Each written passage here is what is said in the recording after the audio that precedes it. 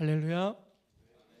네, 귀한 예배 자리에 나오신 여러분들을 주님의 이름으로 환영하고 축복합니다. 오늘 하나님께서 우리에게 주신 말씀은 요한복음 20장 11절에서 18절의 말씀입니다. 우리 다 같이 하나님의 말씀을 함께 봉독하도록 하겠습니다. 함께 봉독하겠습니다. 마리아는 무덤 밖에 서서 울고 있더니 울면서 구부려 무덤 안을 들여다보니 흰옷 입은 두 천사가 예수의 시체에 누웠던 곳에 하나는 머리편에 하나는 발편에 앉았더라. 천사들이 이르되 여자여 어찌하여 우느냐 이르되 사람들이 내 주님을 옮겨다가 어디 두었는지 내가 알지 못함이니이다. 이 말을 하고 뒤로 돌이켜 예수께서 서 보았으나 예수이신 줄은 알지 못하더라. 예수께서 이르시되 여자여 어찌하여 울며 누구를 찾느냐 하시니 마리아 그가 동산직인 줄 알고 이르되 주여 당신이 옮겼거든 어디 두었는지 내게 이르소서 그리하면 내가 가져가리이다. 예수께서 마리아야 하시거늘 마리아가 돌이켜 히브리 말로 라보니 하니 이는 선생님이라는 말이라. 예수께서 이르시되 나를 붙들지 말라. 내가 아직 아버지께로 올라가지 아니하였노라. 너는 내 형제들에게 가서 이르되 내가 내 아버지 곧 너희 아버지 내 하나님 곧 너희 하나님께로 올라간다 하라 하시니 막달라 마리아가 가서 제자들에게 내가 주를 보았고 또 주께서 자기에게 이렇게 말씀하셨다 이르니라. 아멘. 할렐루야. 네, 옆에 있는 분들 한번 인사했으면 좋겠습니다. 잘 오셨습니다. 네, 잘 오셨습니다. 귀한 예배 자리에 나오신 여러분들에게 하나님의 은혜가 함께하기를 주님의 이름으로 축복합니다. 네, 그리고 오늘은 참 중요한 날이죠. 네, 아주 중요한 날이죠. 기독교에 있어서 거의 잊지 말아야 될 날이 바로 오늘 부활절입니다. 그래서 예수님 부활하셨습니다 라는 인사도 한 번 더 했으면 좋겠는데 옆에 있는 분들에게 예수님 부활하셨습니다 한번 인사하겠습니다. 예수님 부활하셨습니다. 네, 네. 우리 대건이 대훈이가 제일 기뻐하는 것 같습니다. 네, 오늘은 정말 귀한 날이고 감사한 날입니다. 왜냐하면 우리 죄를 위하여 예수님께서 이 땅에 오셔서 십자가를 지시고 3일 만에 부활하신 날이 바로 오늘이기 때문입니다. 거의 2000년 이상이 지났지만 여전히 그 하나님의 은혜는 우리들에게도 임하고 있는 줄로 믿습니다. 그 부활의 기쁨을 가지고 매일의 삶을 살아가는 저와 여러분이 되기를 주님의 이름으로 축복드립니다. 아멘. 여러분 혹시 증인이라는 단어를 생각해 본 적 있으신지요? 말씀을 준비하면서 증인이라는 단어를 참 여러 가지 각도로 한번 생각도 해보고 증인이라고 우리가 많이 사용하고 있어서 익숙한 표현이기 때문에 그냥 저도 넘어갔던 많은 부분들을 다시 한번 찾아보면서 이렇게 확인을 해 보았습니다. 그랬더니 증인이 가지고 있는 여러 가지 중요한 역할 중에 그 현장에 있었던 사람, 그것을 누구보다도 정확하게 보았고 확실하고 그것을 설명해 줄 수 있는 사람, 그 사람을 이제 증인이라고 하는데 사실 여기에는 어떤 논리도 필요하지 않고요. 제가 그 자리에서 직접 보았기 때문에 그 사람의 입을 통해서 나오는 것 자체가 바로 증거가 된다고 합니다. 그래서 그 증인의 입술에서 나오는 고백이 어떤 판단을 하는 근거가 되기도 하고 어떤 판단의 아주 중요한 분기점이 되기도 한다라고 합니다. 그래서 증인이 진짜를 말하느냐 가짜를 말하느냐를 분간해내서 이 사람이 참이다 거짓이다를 분간해내는 것이 바로 법정에서 일어나는 일들이라고 합니다. 그러다 보니까 이 증인이라는 이 이야기는 주로 법적인 개념으로 사용되어지고 평소에는 우리가 잘 사용하지 않는 그런 단어이기도 합니다. 그런데 여러분, 우리가 살아가면서 이런 위치에 놓여질 때가 가끔씩 있더라는 것을 좀 생각해 볼 수 있는 것 같아요. 살아가다 보면요, 나도 모르게 뭔가를 증언하고 있을 때가 있어요. 요즘은 그 맛집을 많이 찾아다니잖아요. 최근에도 여기 근처에 새로 생긴 맛집이 있어서 갔는데 너무 맛있는 거예요. 이 닭을 이렇게 구워서 파는데 먹다 보니까 하나, 둘, 셋, 뭐 그러다 보니까 몇 마리를 먹고 있는, 네, 그런 걸 보기도 합니다. 내가 맛을 보고 내가 그것을 느껴보고 내가 정말 그 맛을 아니까 누군가에게 이야기할 때에도 진심이 있는 거예요. 간절하기도 하고 가서 먹어봅시다. 너무 맛있습니다. 그래서 또 우리 청년들과 같이 가서 먹어보기도 하고, 그러고 났더니 청년들도 너무 좋아하고, 이렇게 되면 다음에 우리 교회 성도님들이랑 다 같이 한번 가면 좋겠다, 이런 마음도 들 때가 있습니다. 이런 마음을 느낄 수 있는 건 직접 가서 맛을 보았고 그게 너무 좋다는 걸 아니까 좋은 사람들과 좋은 것을 나누고 싶은 마음이 저 안에 있기 때문이에요. 그런데 맛있는 음식도 이런데 우리가 인생을 바꾸어 놓을 만한 사건의 목격자로 그 자리에 있었다면 여러분, 그것을 그냥 넘겨 이렇게 덮어버릴 수 있을까요? 우리가 살아가면서 누구도 경험해 보지 못한 사건을 보았다면 그것을 누군가에게 알려주고 싶지 않을까요? 네. 네, 어떤 사람은 사진을 찍어서 알려주기도 하겠고, 어떤 사람은 그 스토리를 적어서 글로 알려주기도 하겠고, 방법은 다양할 수 있을 것 같아요. 그런데 오늘 본문에 나오고 있는 한 여인은요, 이것을 그의 삶을 통하여 고백하고 또 다른 사람들에게 진짜 이것이 사실이지 않느냐라고 강하게 사람들에게 증언하는 것을 보게 되어집니다. 그래서 오늘은 이 본문의 말씀을 가지고 부활절에 그 증인으로 섰던 그 여인의 고백이 오늘 이 시대를 살아가는 우리들에게 어떤 메시지로 다가오는지를 함께 살펴보고자 합니다. 먼저 우리가 다 읽지는 않았지만 20장 1절에 가보시면요, 이런 단어가 있어요. 안식 후 첫날 일찍이 아직 어두울 때에 막달라 마리아가 무덤에서 와서 돌이 무덤에서 옮겨진 것을 보았다라고 이야기합니다. 오늘 본문에 등장하고 있는 가장 중요한 여인의 이름인데요, 막달라 마리아라고 하는 여인입니다. 여러분, 막달라 마리아는 어떤 사람인지 혹시 아시나요? 대훈이 알고 있을까요? 네, 아니요라고 했지만 이미 다 알고 있어요. 너무나 잘 알고 있어서 말하지 않는 건데, 제가 이렇게 보니까 막달라 마리아는 예전에 7 귀신 들려서 예수님께서 그 7 귀신을 쫓아내 주었던 여인이었어요. 대훈이 알고 있었죠? 네, 이미 알고 있었지만 겸손하게 또 모른다고. 네, 진짜 예수님께서 그를 만나서 그를 치유해 주셨어요. 사실 그 여인에게 있어서 귀신 들렸다라고 하는 건요, 자기가 살아가고 있는 공동체의 사람들로부터 사람답지 못하게 대우받는 인생이었다는 걸 말해줘요. 쉬운 인생이 아니고요, 사람들로부터 멸시천대받으며 인간으로서 인격적인 대접을 받지 못했던 여인. 그런데 예수님께서 그 여인을 찾아오셔서 7 귀신을 쫓아내 주셨던 거예요. 그리고 또 다른 복음서를 보면요, 이 여인이 귀한 향료를 가지고 와서 깨뜨려서 예수님의 죽으심을 앞서서 기념했던 여인이다라고 또 설명하고 있어요. 그리고 또 우리가 지금 읽어보지 않았던 또 다른 본문을 보면요, 예수님이 십자가에 달리셔서 돌아가셨을 때 그 십자가 아래서 예수님의 죽음을 끝까지 지켜보았던 여인이 막달라 마리아였다라고 이야기해요. 그러니까 예수님께서 자신을 고쳐주신 이후에 그는 예수님이 가시는 그 걸음을 다 쫓아다니고 있었다는 거예요.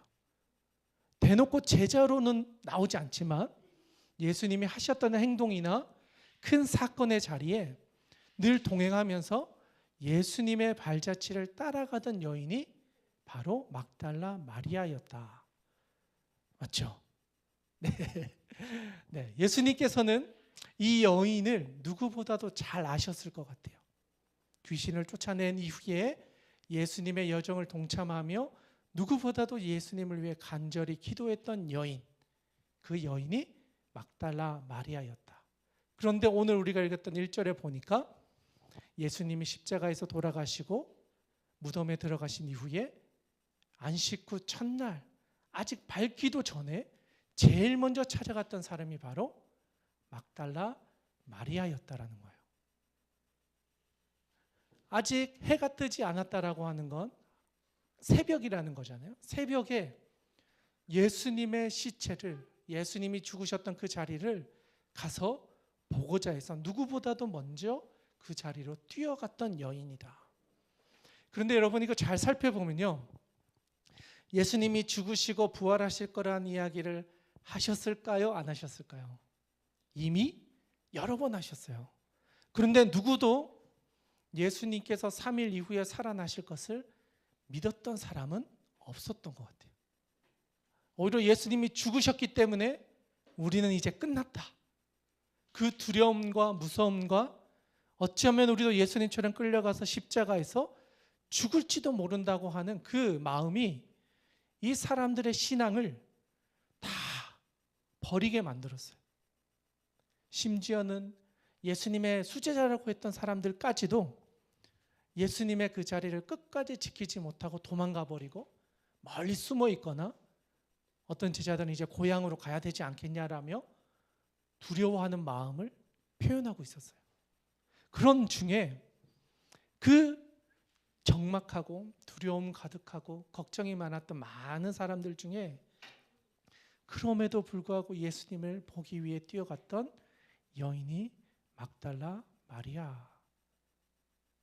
그 당시에 여인이었고 7 귀신 들렸던 인생이었다면 어떤 사람들로부터 존귀를 받지 못했던 여인의 인생이었는데 주님을 만난 이후에 그의 삶은 사람들의 시선이 아니라 예수님 중심의 삶으로 변화되어져 가고 있었다는 것을 말해줍니다. 바라기는 오늘 이 시대를 살아가는 여러분의 인생에 예수님께서 찾아오셔서 여러분의 삶의 주인이 되실 때 그분이 나의 진짜 주인 되심을 마음으로 믿어 입으로 시인하고 고백할 수 있는 은혜가 있기를 주님의 이름으로 축복드립니다. 사람의 마음으로는요, 믿음을 고백할 수가 없어요. 그런데 성령께서 우리의 마음을 바꾸시고 고백하게 하시면 그때서야 비로소 예수님이 나의 구주 되심을 고백할 수 있게 되는 것입니다. 이 여인 역시도 그랬습니다. 예수님이 그의 인생 가운데 들어오셔서 자신의 삶을 회복시켜 주시고 바꾸어 주시자 그 예수님이 내 인생의 주인 되심을 믿고 고백하며 따르고 그럼에도 불구하고 그 죽으심의 자리에 나가게 되었습니다. 그런데 사실 이 여인 역시도 예수님의 부활에 대해서 100% 신뢰하지는 못하고 있었습니다. 바로 오늘의 본문의 말씀에 보면요, 어떻게 이야기를 하고 있냐면 11절 한번 읽어보면 좋겠는데요. 같이 한번 읽어보도록 하겠습니다. 시작. 울면서 굽으려 무덤 안을 들여다보니. 아멘. 자, 11절에 보니까 마리아는 무덤 밖에서 서서 울고 있었습니다. 그리고 그 안으로 들어가지 못했습니다. 이 장면에서 나오는 그녀의 모습은 예수님의 시체라도 보고 싶어서, 예수님이 죽으셨다는 사실을 다시 한번 확인하고 싶어서 혹시나 하는 마음으로 그 자리로 나아갔다는 것을 보게 되어집니다. 그런데 사실 이 여인은요, 이 장면은 벌써 무덤에 2번째 찾아온 장면이에요. 처음에 무덤을 보러 갔더니 무덤이 비어있고 그 자리에 아무것도 없다는 것을 보았던 거예요. 그래서 예수님의 제자들이 모여있는 곳에 가서 내가 가보니 예수님의 시체가 없어졌습니다. 혹시 누가 훔쳐간 것은 아닌지 큰일 났습니다라고 하며 예수님의 제자들을 만나러 갔어요. 그래서 만났던 2 제자가 우리가 읽지 않았던 조금 앞에 기록되어져 있죠. 그 2 제자는 열심히 뛰어가서 예수님의 시체를 보려고 했습니다. 그런데 시체가 없다는 것을 그들도 확인하였습니다. 그리고는 그들의 보인 반응은 각자의 집으로 돌아갔다라고 기록해요. 10절에 보시면 이에 두 제자가 자기들의 집으로 돌아가니라. 전 이 장면을 보면서요, 사실 베드로하고 요한은 예수님의 첫 번째 제자, 두 번째 제자라고 하면서 막 다투던 그런 사람들이거든요. 그런데 예수님의 시체가 없어졌다고 하니 더 이상 이 자리에 있어야 할 이유를 발견하지 못하고 자기들의 집으로 돌아갔어요. 그런데 이것을 보며 슬퍼했던 여인 막달라 마리아였다는 거예요. 예수님이 계셔야 할 자리에 예수님이 계시지 않고 그 자리가 비어 있는 걸 보면서 울며 슬퍼하며 예수님의 시체라도 내가 찾아야 되겠다라고 하며 그 자리를 지켰다는 거예요. 사실 그 자리를 계속 지킨다는 것은 쉽지 않은 거였어요. 부재의 자리, 죽음의 자리, 슬픔의 자리, 혼자 그 자리에 서 있다는 것은 너무나 수치스러울 수 있는 그런 자리였습니다. 그런데도 그 여인은 그곳에서 간절히 주님의 시체라도 찾아야겠다라고 하며 그 자리를 지켰습니다. 그런데 놀라운 일이 일어납니다. 바로 그 아래에 있는 구절인데요. 2절에서 13절에서 14절까지 같이 한번 읽어보도록 하겠습니다. 시작. 천사들이 이르되 여자여 어찌하여 우느냐 이르되 사람들이 내 주님을 옮겨다가 어디 두었는지 내가 알지 못함이니이다. 이 말을 하고 뒤에 돌이켜 예수께서 서 계신 것을 보았으나 예수이신 줄을 알지 못하더라. 아멘. 눈물을 흘리며 슬퍼하던 그 여인에게 두 천사가 나타났습니다. 처음에는 그 천사가 뭘 하는지 몰랐습니다. 그리고 이 여인 역시도 너무나 슬픈 나머지 눈물이 계속 흐르니까 앞에 누가 있는지도 잘 확인하지 못할 정도로 슬픔에 잠겨 있었습니다. 그래서 먼저는 그 천사들과 대화를 하는 거죠. 예수님의 시체가 없어졌습니다. 어떡합니까? 혹시라도 알고 계시면 좀 알려주십시오. 그 이야기를 간절히 하게 됩니다. 그리고 나서 주변을 살펴보니 또 누군가 한 명이 더 있었던 거예요. 그런데 이 여인은 그분이 예수님이라는 것을 확인하지 못하고 있었다. 그 말은 여전히 그 슬픔 속에 있어서 눈앞에 살아계신 예수님을 보았음에도 불구하고 그분이 주님이시라는 것을 알지 못하고 있다는 거예요. 우리의 눈이 환경 속에, 우리가 상황 처지 속에서 그 뒤에 살아계신 하나님을 보지 못하는 것처럼 이 여인 역시도 자신의 슬픔과 자신 안에 있는, 그리고 눈물을 흘리고 있는 이 상황 속에서 주님을 온전히 바라보지 못하고 있었다는 거예요. 그렇기 때문에 예수님께서는 그 여인에게 직접 말을 거세요. 바로 그 아래 구절입니다. 15절 말씀입니다. 같이 한번 읽겠습니다. 시작.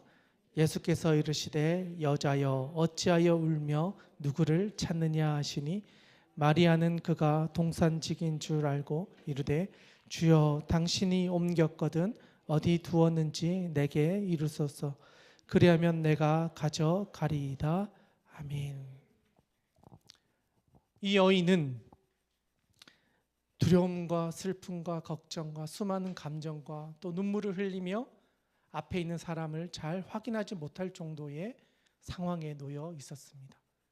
그것을 바라보고 계셨던 예수님께서는 여자여, 네가 지금 누구를 찾고 있느냐 질문하십니다. 사실 여기에서 예수님께서 여자여라고 부르셨지만 다음 절에 보면은 예수님께서 이 여인을 바라보며 인격적인 교제 속에서 참 많은 시간을 보냈던 관계 안에, 인격 안에 이 여인이 있었음을 알려주는 단어로 예수님이 이 자매를 부르게 됩니다. 지금은 보면 어색한 관계처럼 보여지지만 예수님께서는 이 여인을 측은하게 불쌍하게 그를 처음 만났을 때 그 시선으로 그 여인을 바라보고 계셨다라는 것을 발견하게 됩니다. 그 여인은 내 주님의 시체를 누가 가져갔습니까? 제발 찾게 해주세요. 여전히 죽어 계신 예수님을 찾았다는 거예요. 부활하신 예수님을 찾는 게 아니고요, 죽어 계신 예수님의 시체를 찾고 있었다는 거예요. 내가 지금까지 경험했던 경험으로는 죽은 시체를 찾기 위해 거기에 와 있었다는 거예요. 그런데 예수님께서는 죽은 시체를 찾고 있는 그 여인을 향하여 네가 지금 누구를 찾고 있느냐? 죽은 시체를 찾고 있느냐? 그것을 지켜보고 계셨다는 거예요. 어쩌면 우리가 이 땅을 살아가면서요, 죽어 있는 예수님을 만나고 싶어 할 때가, 또는 그런 예수님을 찾을 때가 너무 많다는 거예요. 예수님 이미 살아나셨고 부활하셔서 우리의 인생 가운데 살아 역사하신 하나님이신데 2000년 전에 죽으신 예수님을 찾는, 우리의 삶에 더 이상 영향력이 없는 죽어 계시는 예수님, 또 하나의 시체와 같은 존재의 예수님을 우리가 신앙하며 믿음 생활을 하고 있는 것은 아닌가 하는 것이죠. 이 여인 역시도 그랬어요. 왜냐하면 부활을 경험해 본 적도 없고 본 적이 없으니까. 그러니 그에게 당연히 무덤 속에 시체가 그의 목적이 되어 있었고, 그것을 발견하기 위해 자기의 모든 에너지를 쓰고 있었다는 거예요. 그랬던 여인에게 예수님께서 갑자기 이름을 부르시는 거예요. 마리아야. 예수님의 이 부르심은 그에게 죽어 있었던 예수님이 아니라 살아 부활하신 지금 이 자리에 존재하고 계시는 예수님이 나를 새롭게 만나주시는 장면인 거예요. 그 다음 절의 말씀 우리 같이 한번 읽겠습니다. 16절 같이 한번 읽겠습니다. 시작. 예수께서 마리아야 하시거늘 마리아가 돌이켜 히브리 말로 라보니 하니 이는 선생님이라는 말이라. 아멘. 조금 전만 해도 내 주님 막 그렇게 이야기했고, 예수님 역시도 여자여라고 이야기하시다가 갑자기 이 여인에게 이름을 부르시는 거예요. 마리아야. 지금까지는 죽어 계셨던 예수님을 찾고자 했던 그 여인에게 내가 살아있는 네가 찾는 예수님이다라는 걸 알려주시는 거예요. 부활하신 예수님이 마리아 앞에 서 계신다. 그것을 보았던 막달라 마리아는요, 갑자기 단어가 바뀌었어요. 주님, 주님이라고 외쳤던 그 여인의 입술 속에서 라보니라는 단어로 바뀌었어요. 사실 라보니는요, 선생님이란 뜻도 있지만 인격적인 교제 속에서 스승과 제자가 사용하는 단어예요. 그러니까 쉽게 말하면 저와 여러분이 선생님과 제자가 되었을 때 선생님에게 선생님 이렇게 부를 때 라보니라는 단어를 쓴다는 거예요. 전혀 관계없는 상황에서는 잘 쓰지 않는 단어인 거예요. 인격적인 교제와 관계 속에서 오랜 시간 이 사람에게서 가르침을 받았던 그 제자가 스승님께 부르는 단어라는 거예요. 그러니까 예수님께서 마리아야 라고 하고 돌이켜서 예수님을 보았더니 내가 찾고 있던 죽었던 예수님이 아니라 살아 부활하신 예수님이 내 눈앞에 딱 서 있는 거예요. 그러자 그의 입술을 통해서 고백되어지는 건 지금까지 나를 인도해 주셨고 나를 만나 주셨고 나를 고쳐주셨던 그 예수님이 내 앞에 서 있고, 그분을 향하여 내가 살아 계셨을 때 불렀던, 살아 계셨을 때 예수님을 부르던 라보니어라는 이름이 그의 입술을 통하여 고백되어졌다는 거예요. 지금이야말로 진짜 살아계신 예수님을 알게 된 거예요.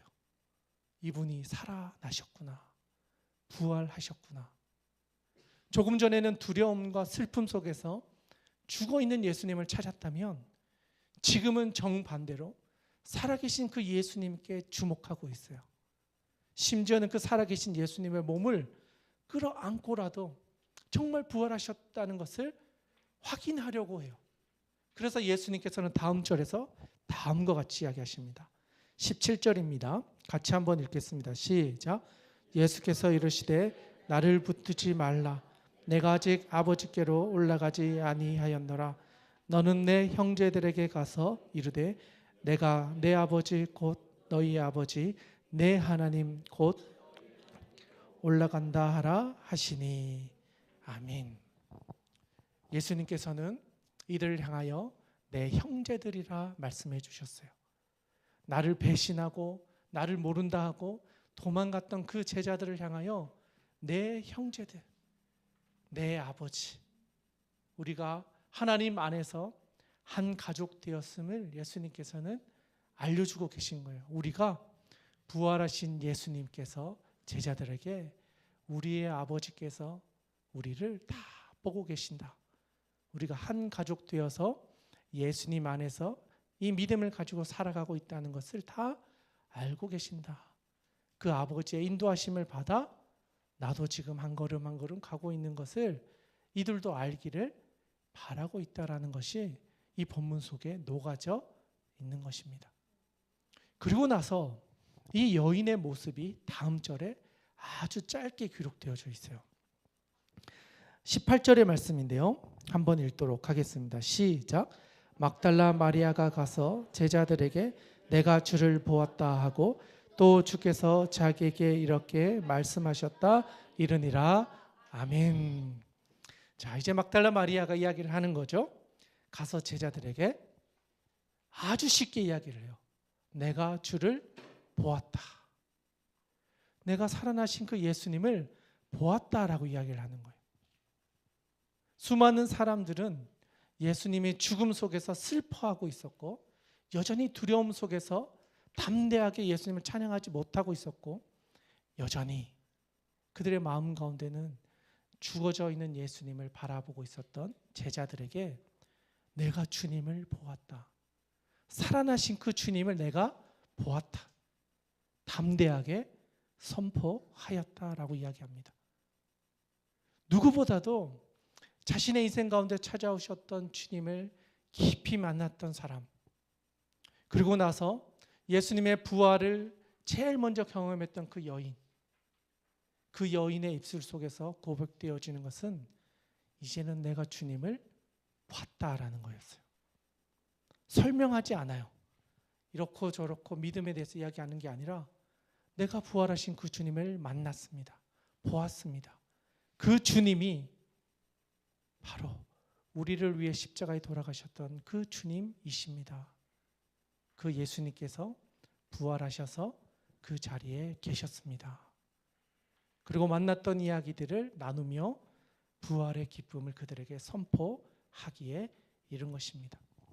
그리고 나서 예수님께서는요, 제자들이 모여있는 그 자리로 직접 나타나셔서 그들에게 예수님의 몸을 보여주십니다. 이 이후에 일어나는 열 제자들에게 나타나서 예수님께서 그들에게 제일 먼저 하셨던 선포가 평안하느냐, 너희에게 샬롬이 있느냐, 너희에게 평안이 있느냐라는 인사로 열 제자들을 만나 주셨습니다. 그 말은 예수님께서는 두려움 속에 떨고 있는 제자들의 마음 가운데 살아계신 주님을 너희들도 이제는 만나야 되지 않겠느냐. 그래서 이제는 그 두려움 속에 있는 것이 아니라 부활하신 주님으로 인하여 기뻐해야 하지 않겠느냐. 더 이상 죽은 예수님을 찾아 헤매는 것이 아니라 부활하셔서 살아나셔서 지금 이 시간 우리와 함께하고 계시는 그 주님을 기억하며 살아가야 되지 않겠느냐라고 말씀하신 것입니다. 또한 믿음이 없어서 내가 직접 만져보고 믿겠다라고 했던 도마에게도 나타나셔서 내 몸을 만져보고 직접 경험해보고 부활하신 주님을 경험케 하여 주십니다. 그러자 그의 입술에서 나의 주, 나의 하나님이라는 고백을 하게 하셨습니다. 결국 부활하신 주님은요, 2000년 전에만 부활하신 것이 아니라 지금도 살아계셔서 우리와 함께하고 계시고 우리의 인생 가운데 들어오셔서 우리도 이 여인과 같이 죽어있는 예수님을 찾는 것이 아니라 살아나셔서 부활하셔서 우리와 함께하고 계시는 그 주님을 발견하기를 원하고 계신다라는 사실입니다. 바라기는 오늘 이 자리에 있는 여러분들의 인생 가운데도 죽어서 나와 거리가 멀리 떨어진 또 다른 행성에 존재하는 것과 같은 그런 예수님이 아니라 오늘 우리의 삶 가운데 역사하셔서 동행하시며 우리에게 우리의 이름을 부르시며 살아계신 주님을 경험하게 해주시는 그 하나님의 은혜 앞에 우리가 나아가 그 살아계신 주님을 만남으로 우리 역시도 부활의 증인으로서 내가 주님을 만났습니다, 내가 주님을 보았습니다 고백하며 이 땅을 살아가는 부활의 증인으로서의 삶을 살아가는 저와 여러분이 될 수 있기를 주님의 이름으로 축원드립니다. 함께 기도하겠습니다.